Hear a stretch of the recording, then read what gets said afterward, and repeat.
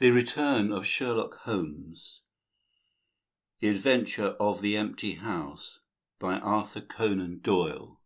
It was in the spring of the year 1894 that all London was interested and the fashionable world dismayed by the murder of the Honourable Ronald Adair under most unusual and inexplicable circumstances. The public has already learned those particulars of the crime which came out in the police investigation, but a good deal was suppressed upon that occasion, since the case for the prosecution was so overwhelmingly strong that it was not necessary to bring forward all the facts. Only now, at the end of nearly 10 years, am I allowed to supply those missing links which make up the whole of that remarkable chain. The crime was of interest in itself, but that interest was as nothing to me compared to the inconceivable sequel which afforded me the greatest shock and surprise of any event in my adventurous life. Even now, after this long interval, I find myself thrilling as I think of it, and feeling once more the sudden flood of joy, amazement, and incredulity which utterly submerged my mind. Let me say to the public, which has shown some interest in those glimpses which I have occasionally given them of the thoughts and actions of a very remarkable man, that they are not to blame me if I have not shared my knowledge with them, for I should have considered it my first duty to have done so, had I not been barred by a positive prohibition from his own lips, which was only withdrawn on the 3rd of last month. It can be imagined that my close intimacy with Sherlock Holmes had interested me deeply in crime, and that after his disappearance I never failed to read with care the various problems which came before the public, and I even attempted more than once for my own private satisfaction to employ his methods in their solution, though with indifferent success. There was none, however, which appealed to me like this tragedy of Ronald Adair. As I read the evidence at the inquest, which led up to a verdict of wilful murder against some person or persons unknown, I realized more clearly than I had ever done the loss of which the community had sustained by the death of Sherlock Holmes. There were points about this strange business which would, I was sure, have specially appealed to him, and the efforts of the police would have been supplemented, or more probably anticipated, by the trained observation and the alert mind of the first criminal agent in Europe. All day as I drove upon my round I turned over the case in my mind, and found no explanation which appeared to me to be adequate. At the risk of telling a twice-told tale, I will recapitulate the facts as they were known to the public at the conclusion of the inquest. The Honourable Ronald Adair was the second son of the Earl of Maynooth, at that time governor of one of the Australian colonies. Adair's mother had returned from Australia to undergo the operation for cataract, and she, her son Ronald, and her daughter Hilda were living together at 427 Park Lane. The youth moved in the best society, had, so far as was known, no enemies and no particular vices. He had been engaged to Miss Edith Woodley of Carstairs, but the engagement had been broken off by mutual consent some months before, and there was no sign that it had left any very profound feeling behind it. For the rest, the man's life moved in a narrow and conventional circle, for his habits were quiet and his nature unemotional. Yet it was upon this easy-going young aristocrat that death came in most strange and unexpected form between the hours of 10 and 11:20 on the night of March the 30th, 1894. Ronald Adair was fond of cards, playing continually, but never for such stakes as would hurt him. He was a member of the Baldwin, the Cavendish, and Bagatelle card clubs. It was shown that after dinner on the day of his death he had played a rubber of whist at the latter club. He had also played there in the afternoon. The evidence of those who had played with him, Mr. Murray, Sir John Hardy, and Colonel Moran, showed that the game was whist, and that there was a fairly equal fall of the cards. Adair might have lost £5, but not more. His fortune was a considerable one, and such a loss could not in any way affect him. He had played nearly every day at one club or other, but he was a cautious player and usually rose a winner. It came out in evidence that in partnership with Colonel Moran he had actually won as much as £420 in a sitting some weeks before from Godfrey Milner and Lord Balmoral. So much for his recent history as it came out at the inquest.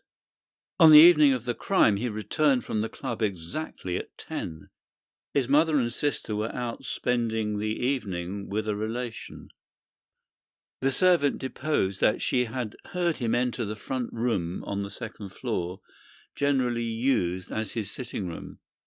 She had lit a fire there, and as it smoked she had opened the window. No sound was heard from the room until 11:20, the hour of the return of Lady Maynooth and her daughter. Desiring to say good night, she had attempted to enter her son's room. The door was locked on the inside, and no answer could be got to their cries and knocking. Help was obtained and the door forced. The unfortunate young man was found lying near the table. His head had been horribly mutilated by an expanding revolver bullet, but no weapon of any sort was to be found in the room. On the table lay 2 banknotes for £10 each and £17.10 in silver and gold, the money arranged in little piles of varying amount. There were some figures also upon a sheet of paper with the names of some club friends opposite to them, from which it was conjectured that before his death he was endeavouring to make out his losses or winnings at cards. A minute examination of the circumstances served only to make the case more complex. In the first place, no reason could be given why the young man should have fastened the door upon the inside. There was the possibility that the murderer had done this and had afterwards escaped by the window. The drop was at least 20 feet, however, and a bed of crocuses in full bloom lay underneath.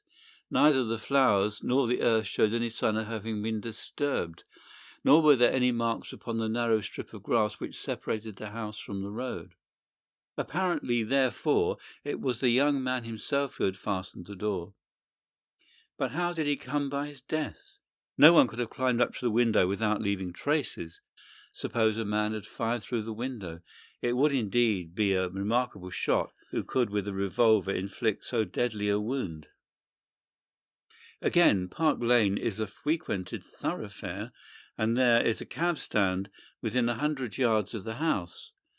No one had heard a shot, and yet there was the dead man, and there was the revolver bullet, which had mushroomed out, as soft-nosed bullets will, and so inflicted a wound which must have caused instantaneous death.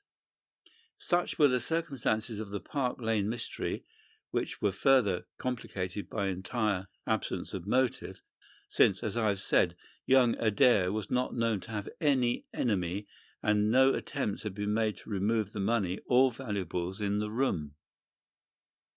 All day I turned these facts over in my mind, endeavouring to hit upon some theory which could reconcile them all, and to find that line of least resistance which my poor friend had declared to be the starting point of every investigation. I confess that I made little progress. In the evening I strolled across the park and found myself about 6 o'clock at the Oxford Street end of Park Lane. A group of loafers upon the pavements, all staring up at a particular window, directed me to the house which I had come to see. A tall, thin man with coloured glasses, whom I strongly suspected of being a plain-clothes detective, was pointing out some theory of his own, while the others crowded round to listen to what he said. I got as near him as I could, but his observations seemed to me to be absurd, so I withdrew again in some disgust. As I did so, I struck against an elderly, deformed man who had been behind me, and I knocked down several books which he was carrying. I remember that as I picked them up, I observed the title of one of these, The Origin of Tree Worship, and it struck me that the fellow must be some poor bibliophile who, either as a trade or as a hobby, was a collector of obscure volumes. I endeavoured to apologize for the accident, but it was evident that these books, which I had so unfortunately maltreated, were very precious objects in the eyes of their owner. With a snarl of contempt he turned upon his heel, and I saw his curved back and white side whiskers disappear among the throng. My observations of number 427 Park Lane did little to clear up the problem in which I was interested. The house was separated from the street by a low wall and railing, the whole not more than 5 feet high. It was perfectly easy, therefore, for anyone to get into the garden, but the window was entirely inaccessible, since there was no water pipe or anything which could help the most active man to climb it. More puzzled than ever, I retraced my steps to Kensington. I had not been in my study 5 minutes when the maid entered to say that a person desired to see me. To my astonishment, it was none other than my strange old book collector, his sharp, wizened face peering out from a frame of white hair, and his precious volumes, a dozen of them at least, wedged under his right arm. "You're surprised to see me, sir," he said in a strange, croaking voice. I acknowledged that I was.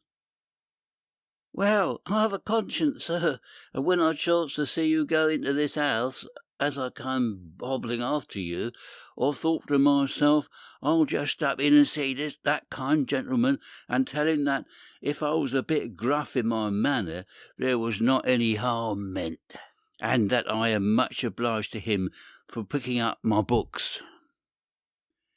"You make too much of a trifle," said I. "May I ask you how you knew who I was?"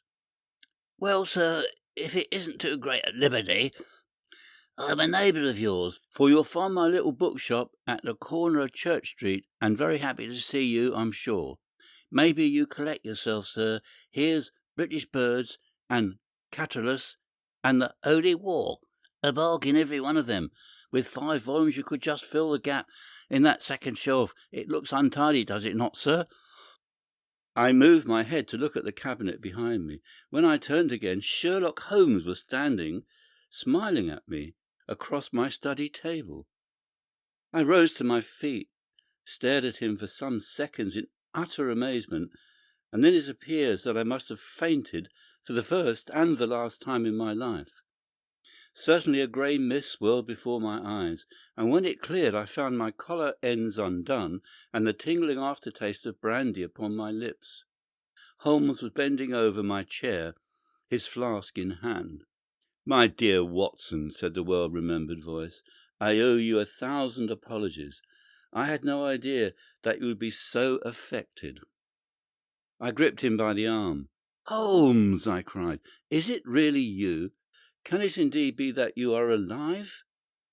Is it possible that you succeeded in climbing out of that awful abyss?" "Wait a moment," said he. "Are you sure you are really fit to discuss things?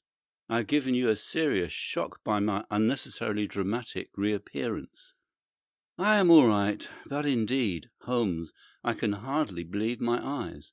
Good heavens, to think that you of all men, should be standing in my study." Again I gripped him by the sleeve and felt the thin, sinewy arm beneath it. "Well, you're not a spirit, anyhow," said I. "My dear chap, I'm overjoyed to see you. Sit down and tell me how you came alive out of that dreadful chasm."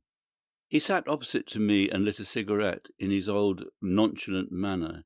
He was dressed in the seedy frock-coat of the book merchant, but the rest of that individual lay in a pile of white hair and old books upon the table. Holmes looked even thinner and keener than of old, but there was a dead white tinge in his aquiline face which told me that his life recently had not been a healthy one. "I am glad to stretch myself, Watson," said he. "It is no joke when a tall man has to take a foot off his stature for several hours on end.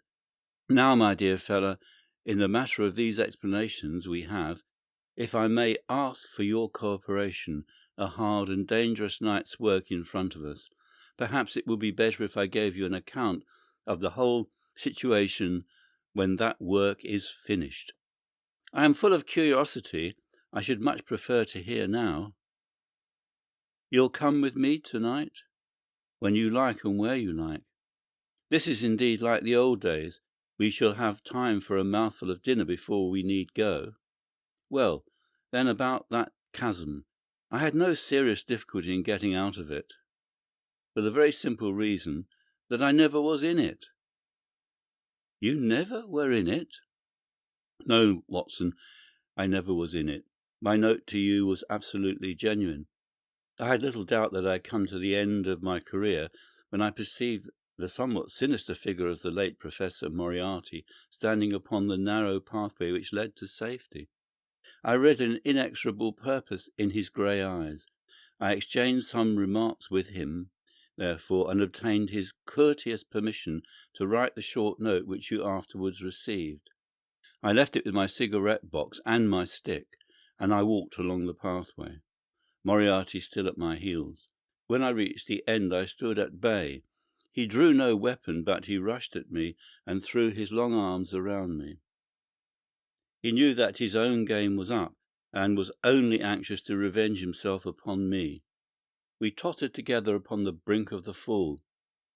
I had some knowledge, however, of Baritsu, or the Japanese system of wrestling, which has more than once been very useful to me. I slipped through his grip, and he, with a horrible scream, kicked madly for a few seconds and clawed the air with both his hands. But for all his efforts he could not get his balance, and over he went. With my face over the brink I saw him fall for a long way. Then he struck a rock, bounded off, and splashed into the water. I listened with amazement to this explanation, which Holmes delivered between the puffs of his cigarette. "But the tracks!" I cried. "I saw with my own eyes that 2 went down the path and none returned." "It came about in this way. The instant that the Professor had disappeared, it struck me what a really extraordinarily lucky chance fate had placed in my way. I knew that Moriarty was not the only man who had sworn my death. There were at least 3 others whose desire for vengeance upon me would only be increased by the death of their leader. They were all most dangerous men. One or other would certainly get me. On the other hand, if all the world was convinced that I was dead, they would take liberties, these men, they would lay themselves open, and sooner or later I could destroy them. Then it would be time for me to announce that I was still in the land of the living. So rapidly does the brain act that I believe I thought this all out before Professor Moriarty had reached the bottom of the Reichenbach Fall. I stood up and examined the rocky wall behind me. In your picturesque account of the matter, which I read with great interest some months later, you assert that the wall was sheer. This was not literally true. A few small footholds presented themselves, and there was some indication of a ledge. The cliff is so high that to climb it all was an obvious impossibility, and it was equally impossible to make my way along the wet path without leaving some tracks. I might, it is true, have reversed my boots, as I have done on similar occasions, but the sight of 3 sets of tracks in one direction would certainly have suggested a deception. On the whole, then, it was best that I should risk the climb. It was not a pleasant business, Watson. The fall roared beneath me. I am not a fanciful person, but I give you my word that I seemed to hear Moriarty's voice screaming at me out of the abyss. A mistake would have been fatal. More than once, as tufts of grass came out in my hand, or my foot slipped in the wet notches of the rock, I thought I was gone. But I struggled upwards, and at last reached a ledge several feet deep, and covered with soft green moss, where I could lie unseen in the most perfect comfort. There I was stretched when you, my dear Watson, and all your following were investigating in the most sympathetic and inefficient manner the circumstances of my death. At last, when you had all formed your inevitable and totally erroneous conclusions, you departed for the hotel, and I was left alone. I had imagined that I had reached the end of my adventures, but a very unexpected occurrence showed me that there were surprises still in store for me. A huge rock falling from above boomed past me and struck the path and bounded over into the chasm. For an instant I thought that it was an accident, but a moment later, looking up, I saw a man's head against the darkening sky, and another stone struck the very ledge upon which I was stretched, within a foot of my head. Of course, the meaning of this was obvious. Moriarty had not been alone. A confederate, and even that one glance had told me how dangerous a man that confederate was, had kept guard while the professor had attacked me. From a distance, unseen by me, he had been a witness to his friend's death and of my escape.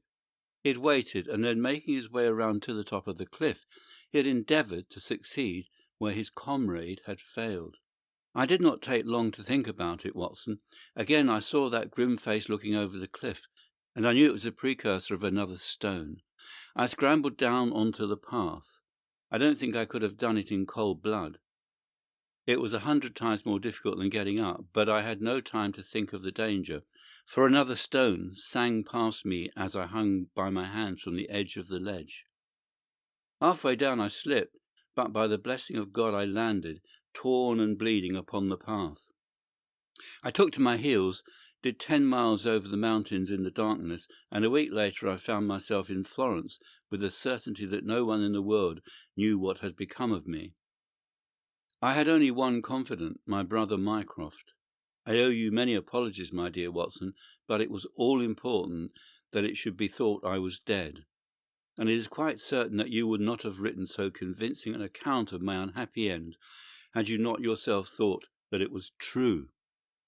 Several times in the last 3 years I have taken up my pen to write to you, but always I feared lest your affectionate regard for me should tempt you to some indiscretion which would betray my secret.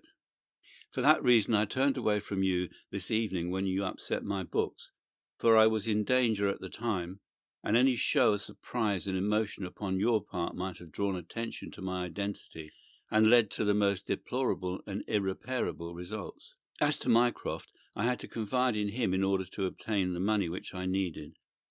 The course of events in London did not run so well as I had hoped, for the trail of the Moriarty gang left 2 of its most dangerous members, my own most vindictive enemies, at liberty. I travelled for 2 years in Tibet, therefore, and amused myself by visiting Lhasa and spending some days with the head Lama. You may have read of the remarkable explorations of a Norwegian named Sigerson, that I am sure that it never occurred to you that you were receiving news of your friend. I then passed through Persia, looked in at Mecca, and paid a short but interesting visit to Califia at Khartoum, the results of which I have communicated to the Foreign Office. Returning to France, I spent some months in a research into the coal-tar derivatives which I conducted in the laboratory at Montpellier, in the south of France. Having concluded this to my satisfaction, and learning that only one of my enemies was now left in London, I was about to return when my movements were hastened by the news of this very remarkable Park Lane mystery, which not only appealed to me by its own merits, but which seemed to offer some most peculiar personal opportunities. I came over at once to London, called in my own person at Baker Street, threw Mrs. Hudson into violent hysterics, and found that Mycroft had preserved my room and my papers exactly as they had always been. So it was, my dear Watson, that at 2 o'clock today I found myself in my old armchair in my old room, and only wishing that I could have seen my old friend Watson in the other chair, which he has so often adorned. Such was the remarkable narrative to which I listened on that April evening, a narrative which would have been utterly incredible to me had it not been confirmed by the actual sight of the tall, spare figure and the keen, eager face, which I had never thought to see again. In some manner he had learned of my own sad bereavement, and his sympathy was shown in his manner rather than in his words.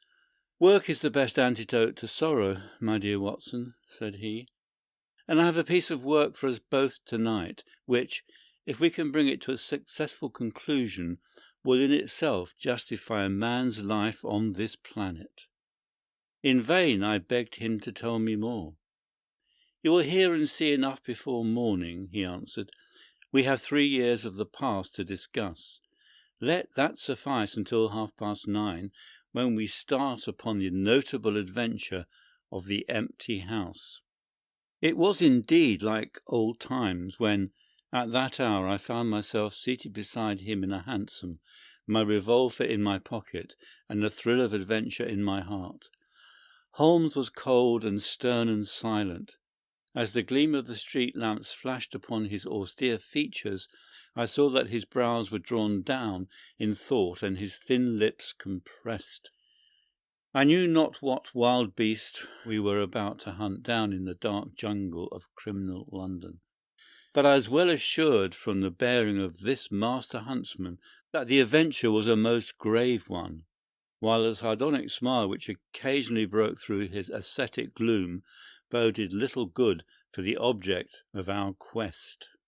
I had imagined that we were bound for Baker Street, but Holmes stopped the cab at the corner of Cavendish Square. I observed that as he stepped out he gave a most searching glance to right and left, and at every subsequent street corner he took the utmost pains to assure that he was not followed. Our route was certainly a singular one. Holmes's knowledge of the byways of London was extraordinary, and on this occasion he passed rapidly and with an assured step through a network of mews and stables, the very existence of which I had never known. We emerged at last into a small road lined with old gloomy houses, which led us into Manchester Street, and so to Blandford Street. Here he turned swiftly down a narrow passage, passed through a wooden gate into a deserted yard, and then opened with a key the back door of a house. We entered together, and he closed it behind us. The place was pitch dark, but it was evident to me that it was an empty house. Our feet creaked and crackled over the bare planking, and my outstretched hand touched a wall from which the paper was hanging in ribbons. Holmes's cold, thin fingers closed round my wrist and led me forwards down a long hall until I dimly saw the murky fanlight over the door. Here Holmes turned suddenly to the right, and we found ourselves in a large, square, empty room, heavily shadowed in the corners, but faintly lit in the centre from the lights of the street beyond. There was no lamp near, and the window was thick with dust, so that we could only just discern each other's figures within. My companion put his hand upon my shoulder and his lips close to my ear. "Do you know where we are?" he whispered. "Surely that is Baker Street," I answered, staring through the dim window. "Exactly. We are in Camden House, which stands opposite to our own old quarters." "But why are we here?" "Because it commands so excellent a view of that picturesque pile. Might I trouble you, my dear Watson, to draw a little nearer to the window, taking every precaution not to show yourself, and then to look upon our old rooms, the starting point of so many of our little adventures. We will see if my 3 years of absence have entirely taken away my power to surprise you." I crept forward and looked across at the familiar window. As my eyes fell upon it, I gave a gasp and a cry of amazement. The blind was down, and a strong light was burning in the room. The shadow of a man who was seated in a chair within was thrown in hard black outline upon the luminous screen of the window. There was no mistaking the poise of the head, the squareness of the shoulders, the sharpness of the features. The face was turned half round, and the effect was that of one of those black silhouettes which our grandparents loved to frame. It was a perfect reproduction of Holmes. So amazed was I that I threw out my hand to make sure that the man himself was standing beside me. He was quivering with silent laughter. "Well," he said. "Good heavens!" I cried. "It's marvellous." "I trust that age doth not wither, nor custom stale my infinite variety," said he, and I recognized in his voice the joy and pride which the artist takes in his own creation. "It really is rather like me, is it not?" "I should be prepared to swear that it was you." "The credit of the execution is due to Monsieur Oscar Meunier of Grenoble, who spent some days in doing the moulding. It is a bust in wax. The rest I arranged myself during my visit to Baker Street this afternoon. But why? Because, my dear Watson, I had the strongest possible reason for wishing certain people to think that I was there when I was really elsewhere. And you thought the rooms were watched? I knew that they were watched. By whom? By my old enemies, Watson. By the charming society whose leader lies in Reichenbach Fall. You must remember that they knew, and only they knew, that I was still alive. Sooner or later they believed that I should come back to my rooms. They watched them continuously, and this morning they saw me arrive. How do you know? Because I recognized their sentinel when I glanced out of my window. He is a harmless enough fellow, Parker by name, a garrotter by trade, and a remarkable performer upon the Jew's harp. I cared nothing for him, but I cared a great deal for the much more formidable person who was behind him, the bosom friend of Moriarty, the man who dropped the rocks over the cliff, the most cunning and dangerous criminal in London. That is the man who is after me tonight, Watson, and that is the man who is quite unaware that we are after him. My friend's plans were gradually revealing themselves. From this convenient retreat the watchers were being watched and the trackers tracked. The angular shadow up yonder was the bait, and we were the hunters. In silence we stood together in the darkness and watched the hurrying figures who passed and repassed in front of us. Holmes was silent and motionless, but I could tell that he was keenly alert, and that his eyes were fixed intently upon the stream of passers-by. It was a bleak and boisterous night, and the wind whistled shrilly along the long street. Many people were moving to and fro, most of them muffled in their coats and cravats. Once or twice it seemed to me that I had seen the same figure before, and I especially noticed two men who appeared to be sheltering themselves from the wind in the doorway of a house some distance up the street. I tried to draw my companion's attention to them, but he gave a little ejaculation of impatience and continued to stare into the street. More than once he fidgeted with his feet and tapped rapidly with his fingers upon the wall. It was evident to me that he was becoming uneasy, and that his plans were not working out altogether as he had hoped. At last, as midnight approached and the street gradually cleared, he paced up and down the room in uncontrollable agitation. I was about to make some remark to him when I raised my eyes to the lighted window and again experienced almost as great a surprise as before. I clutched Holmes's arm and pointed upwards. "The shadow has moved," I cried. It was, indeed, no longer the profile, but the back, which was turned towards us. 3 years had certainly not smoothed the asperities of his temper or his impatience with a less active intelligence than his own. "Of course it has moved," said he.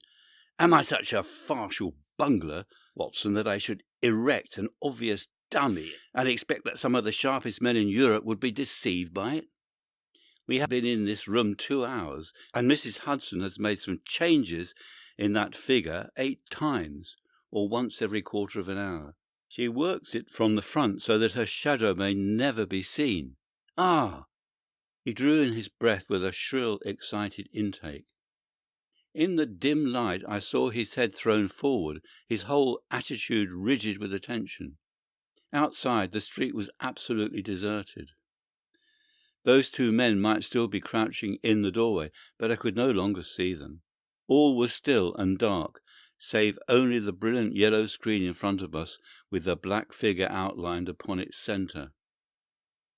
Again, in the utter silence, I heard that thin, sibilant note which spoke of intense suppressed excitement. An instant later he pulled me back into the blackest corner of the room, and I felt his warning hand upon my lips. The fingers which clutched me were quivering. Never had I known my friend more moved, and yet the dark street still stretched lonely and motionless before us.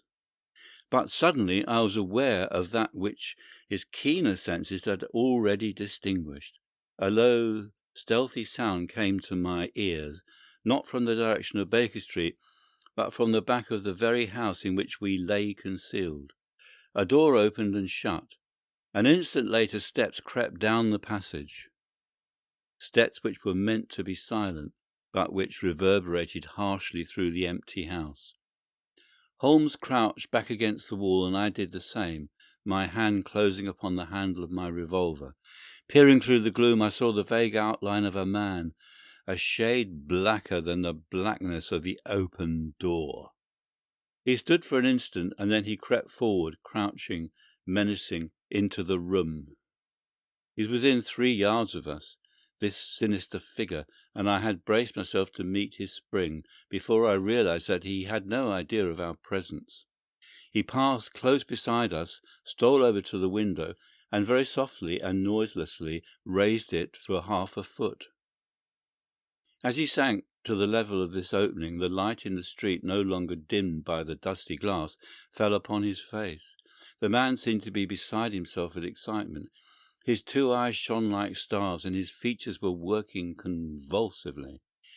He was an elderly man with a thin, projecting nose, a high, bald forehead, and a huge, grizzled moustache. An opera hat was pushed to the back of his head, and an evening dress shirt front gleamed out through his open overcoat. His face was gaunt and swarthy, scored with deep, savage lines. In his hand he carried what appeared to be a stick, but as he laid it down upon the floor it gave a metallic clang. Then from the pocket of his overcoat he drew a bulky object, and he busied himself in some task which ended with a loud, sharp click, as if a spring or bolt had fallen into its place. Still kneeling upon the floor, he bent forward and threw all his weight and strength upon some lever, with the result that there came a long, whirling, grinding noise, ending once more in a powerful click. He straightened himself then, and I saw that what he had in his hand was a sort of gun, with a curiously misshapen butt. He opened it at the breech, put something in, and snapped the breech block. Then, crouching down, he rested the end of the barrel upon the ledge of the open window, and I saw his long moustache droop over the stock and his eye gleam as it peered into the sights. I heard a little sigh of satisfaction as he cuddled the butt into his shoulder and saw that amazing target, the black man on the yellow ground, standing clear at the end of his foresight. For an instant he was rigid and motionless. Then his finger tightened on the trigger. There was a strange, loud whiz and a long, silvery tinkle of broken glass. At that instant Holmes sprang like a tiger onto the marksman's back and hurled him flat upon his face. He was up again in a moment, and with convulsive strength he seized Holmes by the throat. But I struck him on the head with the butt of my revolver, and he dropped again to the floor. I fell upon him, and as I held him, my comrade blew a shrill call upon a whistle. There was a clatter of running feet upon the pavement, and 2 policemen in uniform, with 1 plainclothes detective, rushed through the front entrance and into the room. "That you, Lestrade?" said Holmes. "Yes, Mr. Holmes. I took the job myself. It is good to see you back in London, sir." "I think you want a little unofficial help. 3 undetected murders in 1 year won't do, Lestrade. But you handled the Moseley mystery with less than your usual. That's to say, you handled it fairly well. We had all risen to our feet, our prisoner breathing hard, with a stalwart constable on each side of him. Already a few loiterers had begun to collect in the street. Holmes stepped up to the window, closed it, and dropped the blinds. Lestrade had produced 2 candles, and the policemen had uncovered their lanterns. I was able at last to have a good look at our prisoner. It was a tremendously virile and yet sinister face which was turned towards us, with the brow of a philosopher above and the jaw of a sensualist below. The man must have started with great capacities for good or evil, but one could not look upon his cruel blue eyes with their drooping cynical lids, or upon the fierce aggressive nose and the threatening deep-lying brow, without reading nature's plainest danger signals. He took no heed of any of us, but his eyes were fixed upon Holmes' face with an expression in which hatred and amazement were equally blended. "You fiend!" he kept muttering. "You clever, clever fiend!" "Ah, Colonel," said Holmes, arranging his rumpled collar. "Journeys end in lovers' meetings, as the old play says. I don't think I've had the pleasure of seeing you since you favoured me with those attentions as I lay on the ledge above Reichenbach Fall." The Colonel still stared at my friend like a man in a trance. "You cunning, cunning fiend," was all that he could say.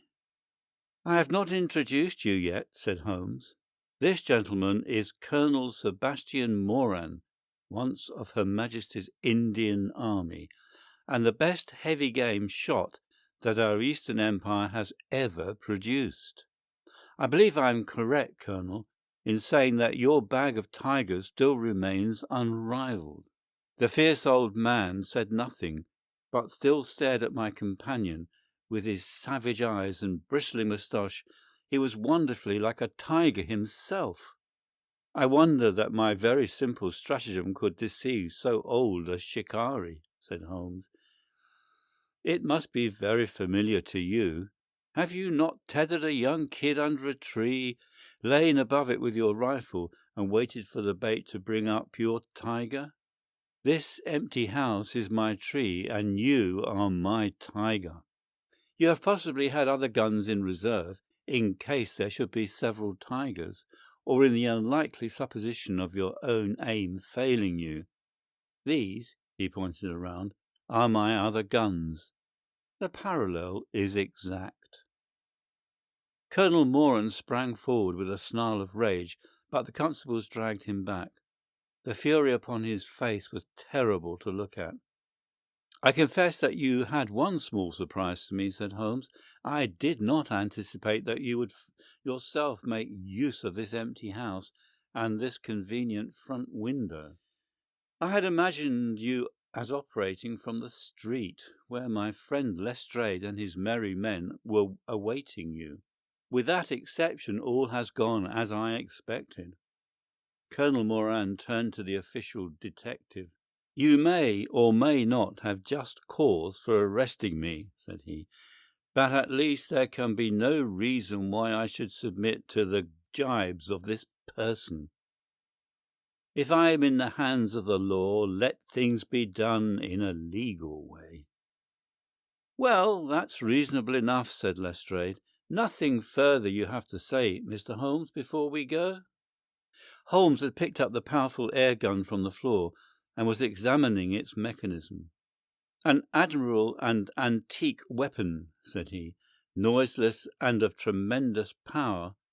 I knew von Herder, the blind German mechanic, who constructed it to the order of the late Professor Moriarty. For years I have been aware of its existence, though I have never before had the opportunity of handling it. I commend it very specially to your attention, Lestrade, and also the bullets which fit it." "You can trust us to look after that, Mr. Holmes," said Lestrade, as the whole party moved towards the door. "Anything further to say?" "Only to ask what charge you intend to prefer." "What charge, sir? Why, of course, the attempted murder of Mr. Sherlock Holmes." "Not so, Lestrade. I do not propose to appear in the matter at all. To you, and to you only, belongs the credit of the remarkable arrest which you have effected.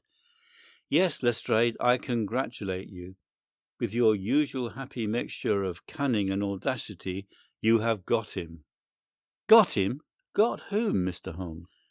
"The man that the whole force has been seeking in vain, Colonel Sebastian Moran, who shot the Honourable Ronald Adair with an expanding bullet from an air gun through the open window of the second-floor front of number 427 Park Lane upon the 30th of last month. That's the charge, Lestrade. And now, Watson, if you can endure the draught from a broken window, I think that half an hour in my study over a cigar may afford you some profitable amusement. Our old chambers have been left unchanged through the supervision of Mycroft Holmes, and the immediate care of Mrs. Hudson. As I entered, I saw, it is true, an unwonted tidiness, but the old landmarks were all in their place. There were the chemical corner and the acid-stained deal-top table. There upon a shelf was the row of formidable scrapbooks and books of reference which many of our fellow citizens would have been so glad to burn. The diagrams, the violin case, and the pipe rack, even the Persian slipper which contained the tobacco, all met my eyes as I glanced round me. There were two occupants of the room, one Mrs. Hudson, who beamed upon us both as we entered, the other the strange dummy which had played so important a part in the evening's adventures. It was a wax-coloured model of my friend, so admirably done that it was a perfect facsimile. It stood on a small pedestal table with an old dressing-gown of Holmes so draped around it that the illusion from the street was absolutely perfect. "I hope you preserved all precautions, Mrs. Hudson," said Holmes. "I went to it on my knees, sir, just as you told me." "Excellent. You carried the thing out very well. Did you observe where the bullet went?" "Yes, sir. I am afraid it has spoilt your beautiful bust, for it passed right through the head and flattened itself on the wall. I picked it up from the carpet. Here it is." Holmes held it out to me. "A soft revolver bullet, as you perceive, Watson. There's genius in that, for who would expect to find such a thing fired from an air gun? All right, Mrs. Hudson, I am much obliged for your assistance. And now, Watson, let me see you in your old seat once more, for there are several points which I should like to discuss with you."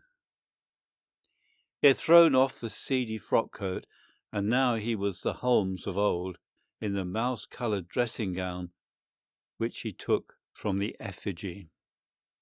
The old shikari's nerves had not lost their steadiness, nor his eyes their keenness, said he, with a laugh, as he inspected the shattered forehead of his bust. "Plumb in the middle of the back of the head and smack through the brain. He was the best shot in India, and I expect that there are few better in London. Have you heard the name?" "No, I have not." Well, well, such is fame. But then, if I remember aright, you had not heard the name of Professor James Moriarty, who had one of the great brains of the century. Just give me down my index of biographies from the shelf."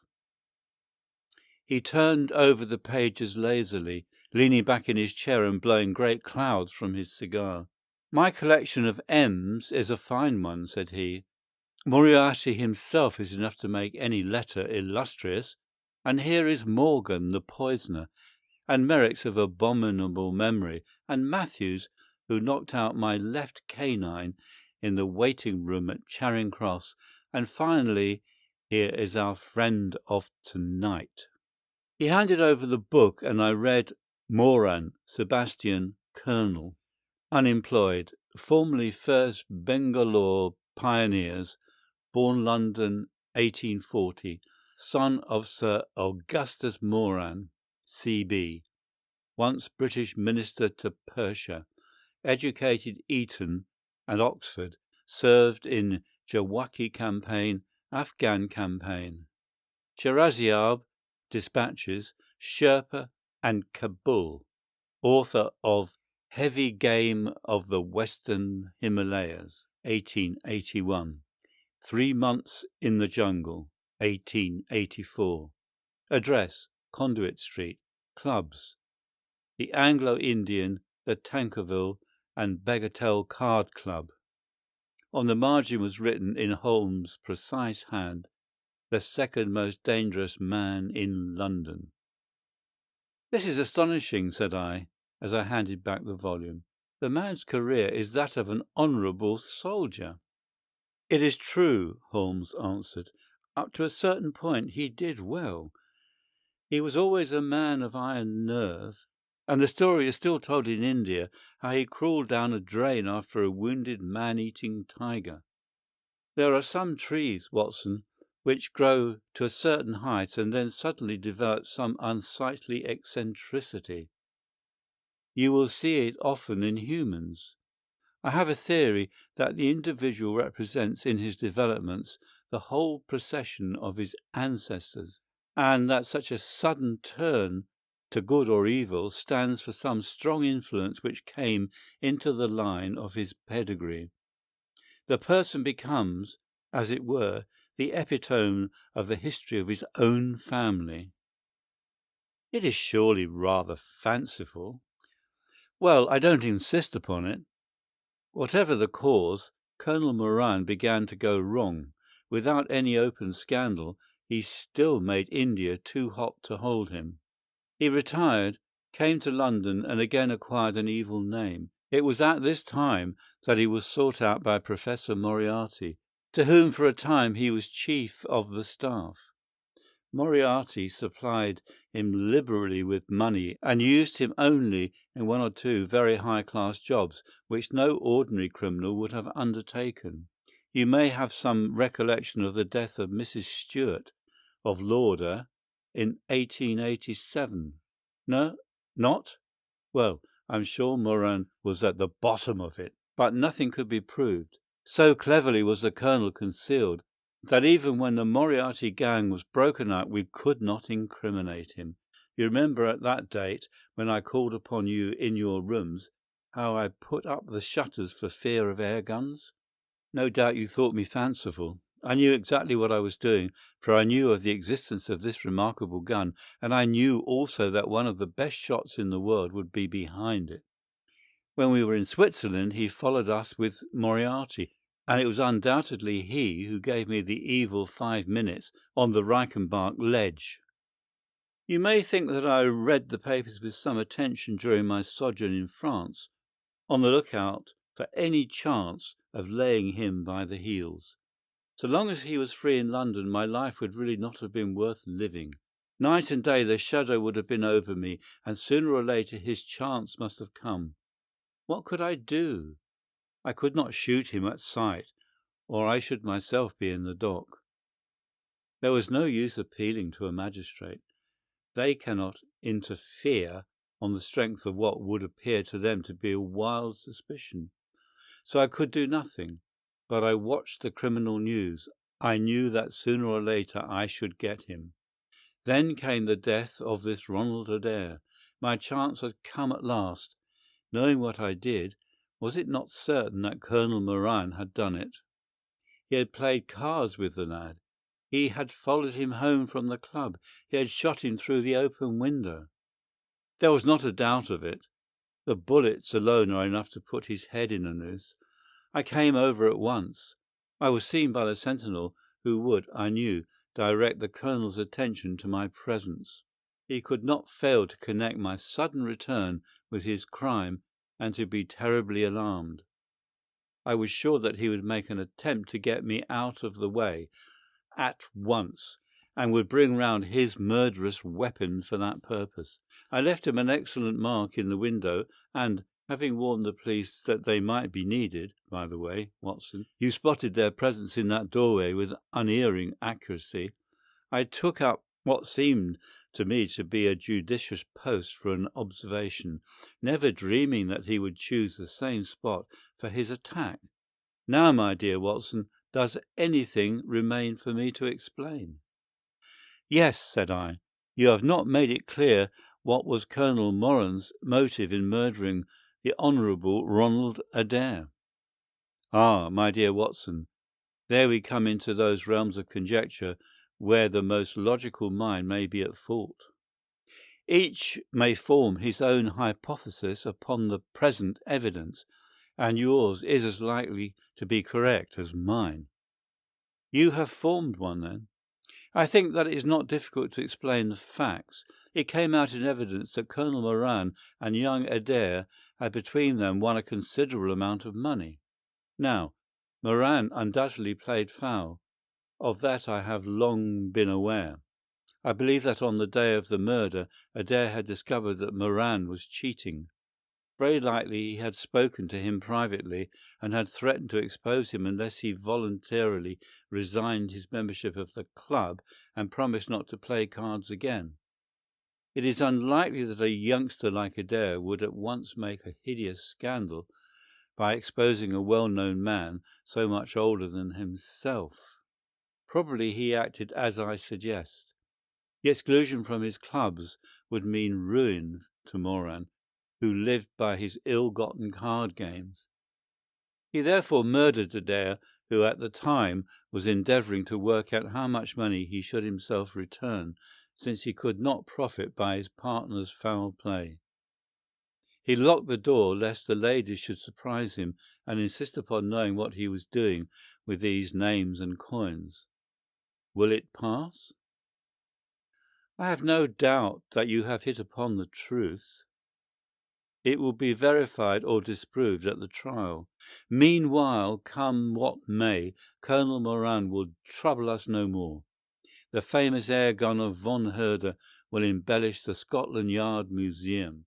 And once again, Mr. Sherlock Holmes is free to devote his life to examining those interesting little problems which the complex life of London so plentifully presents.